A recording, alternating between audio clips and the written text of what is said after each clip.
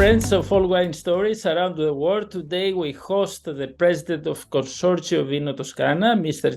Cesare Cecchi, from the world-class wine destination as Tuscany. Mr. Cecchi, welcome to All Wine Stories. Thank you very much, Marinos. I'm very pleased to be here, and I hope to satisfy you and your guest with all the questions I receive.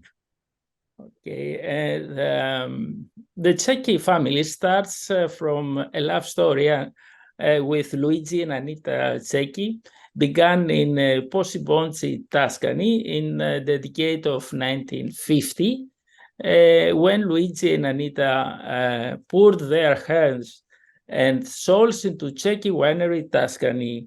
The story actually dates back to 1893, when Luigi, the grandfather, took his experience from the working at some of the most famous agricultural companies in Tuscany and set out in his own as a wine merchant, a wine taster, and a new profession in Italy at the time.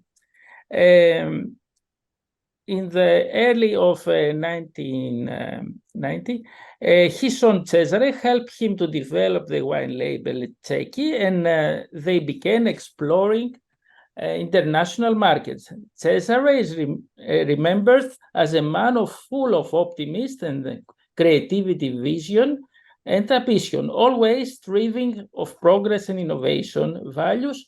And his father and still to his son.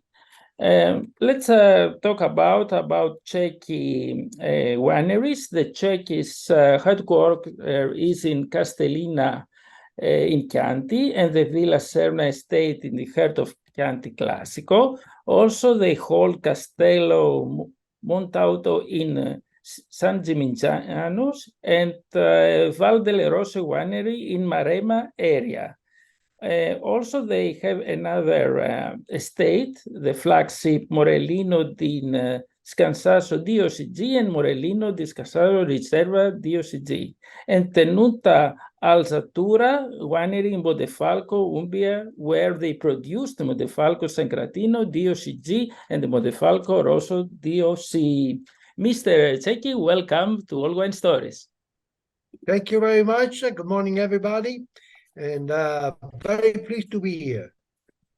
I would like to describe us the Consorzio Vino Toscana, who were president, and their role in the administration form.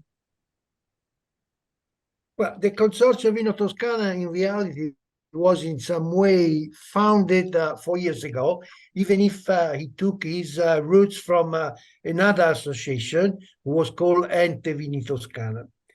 The whole thing started because 4 or 5 wineries were feeling the need to have a protection of the Toscana name, because as everybody knows, Toscana is a big brand, and there was not any association, any consortium who was taking care of it.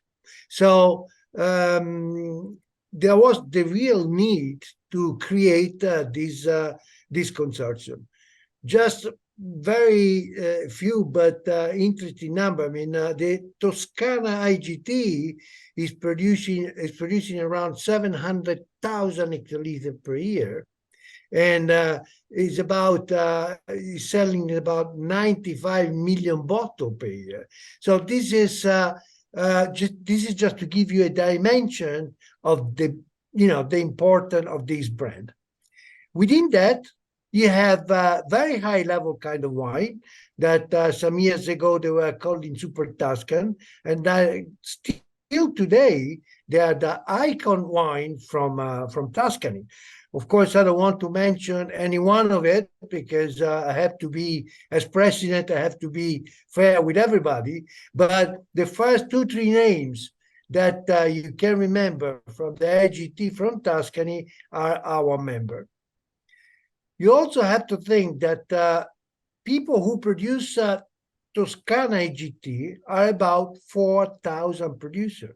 So as you can imagine, this number give you an idea of how complicated it is to manage the whole thing.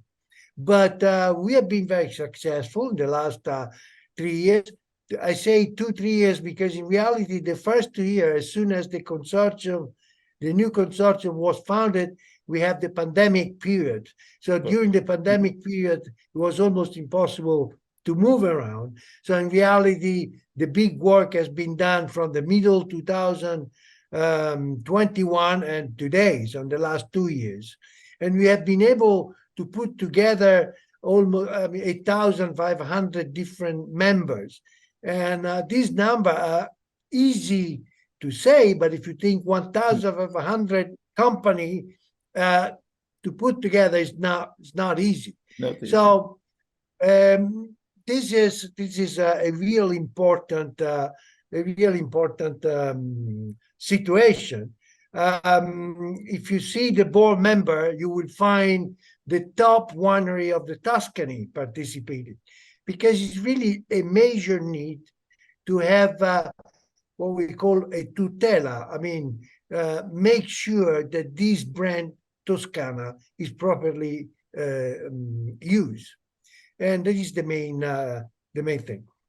Last things I would like to say is that when you talk about Toscana AGT, you talk about a big number of different wines, because in reality, Toscana AGT could be a white, could be a rosé, could be a red wine. It's not like when you talk about other consortium, like, let's say, Brunello di Montalcino. Brunello, everybody knows that is a red wine, that is aged 4 years, that more or less has that characteristic. When you talk about IGT, you talk about a wine that is grown in Tuscany, but in reality can be produced in many, many different ways. So again, it could be white, rosé, and red. It could be done in really many, many different ways. And that is the strength of the Toscana IGT, because the denomination Toscana IGT can give the opportunity to the producer to express themselves as they want. I mean, of course, there are some rules they have to follow, but they're there are rules that they can play with, and they can really produce many different types of wine. And that is why happened 40 years ago that some producer decided to produce, at that time there was not the IGT, to produce double wine, even if they were great wine, because the producer need to have the chance to express himself in many ways, in many different ways. And with this consortium, we are going to protect the name Toscana, making sure nobody's doing bad things, but at the same time is giving to everybody the opportunity to use a big brand and to express himself. So then, of course, I can talk for another hour if you want, because I'm very much involved in this project. In reality, nowadays, we should have the official appointment by the government within the next couple of weeks. And so from September, we start our activities that, as I was saying you before, the first one is to make a protection of the brand. So we are going to, to do market research. We are going to control the different producers if they follow the rules. So it's going to be quite a big job, considering the number of the producer and the quantity we are talking about. But we are also going to promote some research. Within 1,500 wineries, they're working about 500, 600 different enology makers. So why not put them all together and try to do some good research on Sangiovese, for example, on anything we want? There is a great opportunity to put together people that in reality are not competitor between them. Because if you think about other consortium, like Brunello di Montalcino, for example, they all have more or less the same product. They are comparable in some way. If you talk about Toscana IGT, it is not like that, because I make a white wine, you make a red wine, the other one is making a rosé wine. I age that for 3 years, the other age. So because these varieties, I mean, people do not feel as a competitor when they produce Toscana GT. And this is another strength of this denomination, because allow the people to do what they feel like, what they feel to do. And so we can do and put together people working together for specific project and specific research. Then, and it's not the last thing in terms of importance, that finally either the government, the region, and all the institutions will have someone to talk to. Because when they need to talk about Tuscany in the expo market, they do not have anyone to refer to, because there was not a consortium. There was not an association of the Tuscany growers. So this is very important for the Tuscany region. This is very important for the government. This is very important to have also a region that at the most important table, national most important table, can tell and can bring the experience of Tuscany in terms of wine production.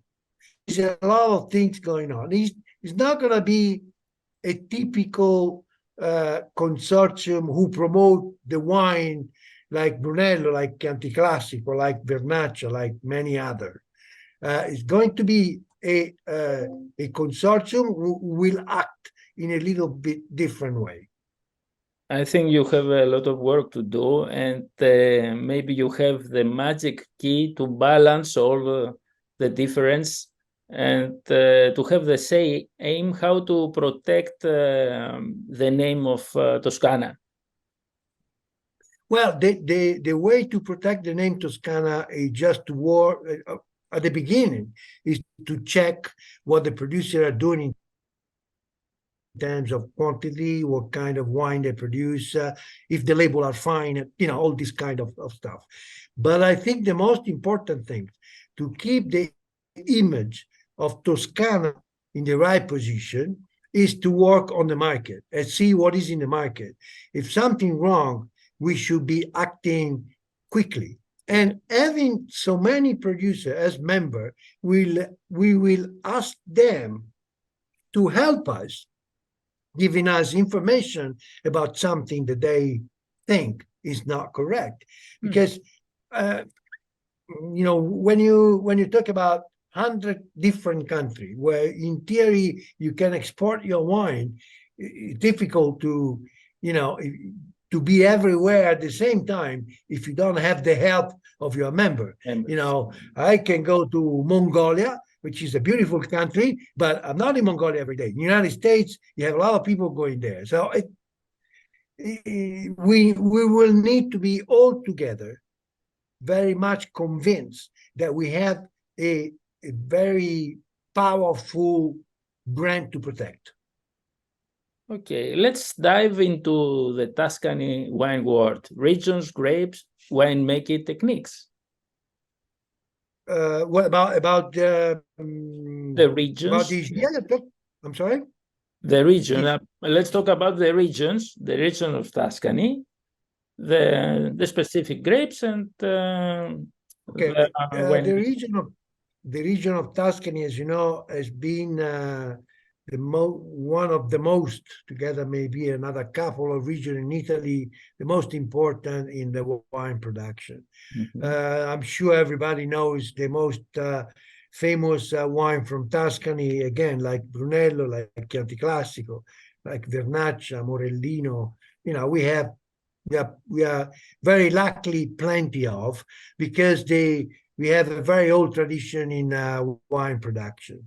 And but beside these very important wine, like for example Vino Nobile, Carmignano, but many of them, you also have a lot of small producers who produce great wine, also in the area outside this denomination. And for example, they have very nice experience in the north part of Florence, where we have some hilly kind of situation, where they produce Pinot Nero, which was not a traditional grape varieties, but they're doing a great, they're doing great wine. Or you have some producer who produce Riesling in the Apuane mountain, which is Apuana is the northwest part of Tuscany, where you have a high mountain like 1,000, 1,500, and they produce some Riesling up there. Even Riesling, it was not a traditional grape varieties from Tuscany, because when you talk about Tuscany, you usually talk about red wine, and you usually talk about Sangiovese. Sangiovese is our main grape varieties. It's the base of Chianti, it's the base of Chianti Classico, it's the base of Brunello, Vino Nobile, and so on. So this is the grapes where the most people concentrate on. And, it's not an easy grape varieties to work with, but, after so many years of experience, for sure, we have been reaching very high level of quality. This year, we will see, the weather condition this year has been up and down. We have a strong dryness up to the end of April, beginning of May. And then we have almost 1 month of continuous rain. So it was really an unusual year. We are facing now a lot of sickness around the vineyards. We are trying to fight at our best. It's difficult to make a balance up to now, but we'll take another 15, 20 days to better understand how the harvest 2023 is going to happen. Because again, the weather conditions were so different from the average that in some way has been putting some problem around. But I'm not worried in terms that it's early to say what the final result is going to be. I'm very confident. I'm very much confident we can at the end face it with no major problem. Yes, the upcoming harvest, you can see how it's going on. It depends on the climate. And do you believe that Tuscany region is the home of the most iconic wines?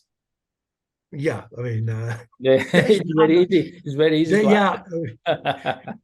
No, I mean, it's I cannot say anything different. I mean, I was growing and I started to be in this business when the most famous wine from Tuscany were released for the first time.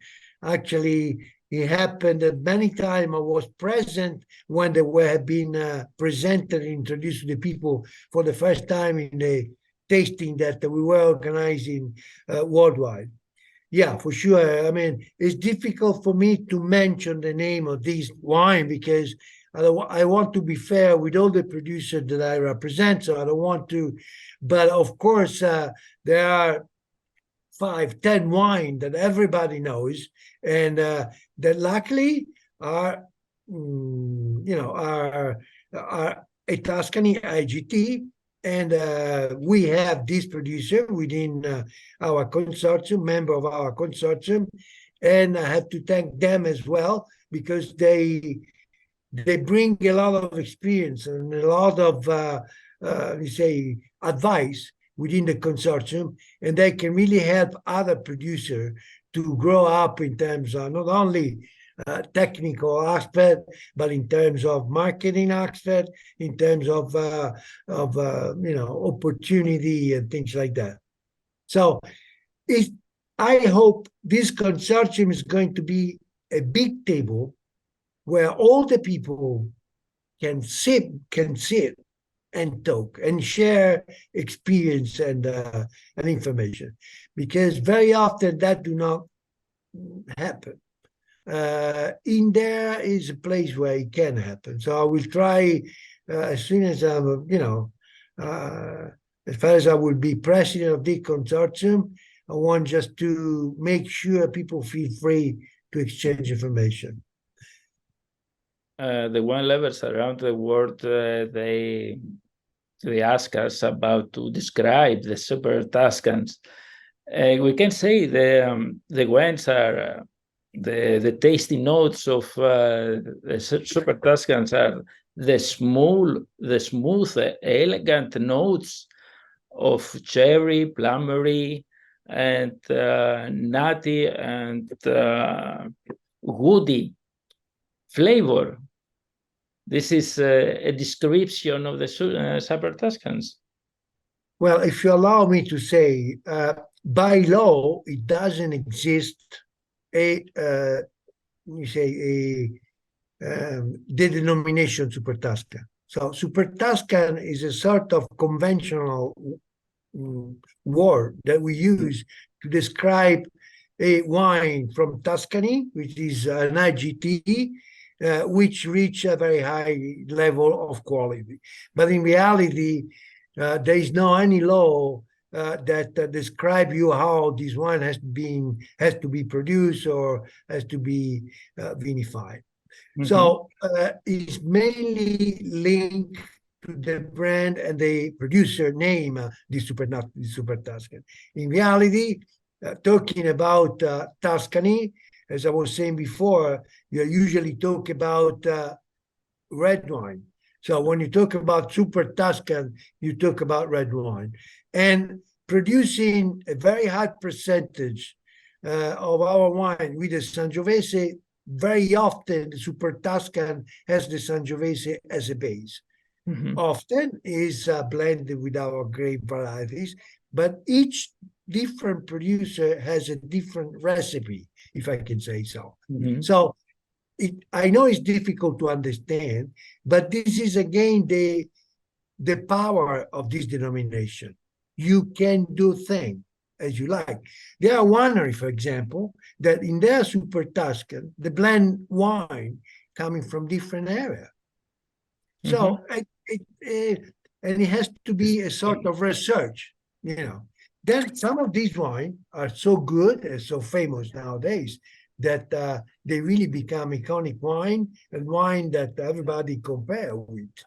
So, of course, they are usually they are been produced since many years ago, and the big winery very often are represented by this iconic wine. But please try to understand me. I cannot mention any one of them because I want to be fair with everybody. Okay. But you know, they are really very well known everywhere. So, how will climate change affect Tuscany wines? Well, that's another. That's quite a difficult question. For sure, there are climate change, and for sure, we need to get organized to fight against it. In reality, you have, of course, it's much hotter than usual. Even if we are lucky enough to work with the vines, and the vines are able to react to this in a very good way. In terms of, even last year was very hot for a long time. At the end, you have a very good vintage. So the vines we are working with, the vine in general, really can give you a lot of room to play with. But in the long term, we need to be quick and ready to, you know, to work with this climate change. And that means you will need to have more infrastructure. That means that you need to be ready to act in the vineyards in a quicker times. You know, it's difficult. But we will also need to change some rules in the production. For For example, water is not allowed in many situations. Now we might need to think about it. There are many different situations we need to check because for sure climate is change, and for sure, but also in time, I know there are many research on different clone of different vines to try to see which are the clone who can be applied better with the new climate. There's a lot of things going on, but there's nothing official at the moment. So, but for sure, it's going to be a big challenge. In the 10, 20 years time, we are going to have big change. Okay, yes, this is a very difficult question, a very difficult answer. How the climate change affects not only in Italy, but all the Mediterranean countries. So I would like to thank you for this very interesting conversation. We're honored and proud to have you, to host you here in Allwinestories. And I hope to see you soon in Tuscany or in Greece as well. And we'll have to wait the upcoming harvest and to discuss again from the results. Thank you very much. Marino, thank you very much for inviting me. And it was a very, easy-going, friendly kind of conversation. I'm always ready to support you with any information from Tuscany. And you know that the director of the consortium, Stefano Campatelli, is at your disposal for anything you might need, or information. We will be part of all, you will be part of all our future initiative, or whenever we organize something, you will be part of the mailing list for sure. And again, thank you very much for everything. And you're always more than welcome in Tuscany.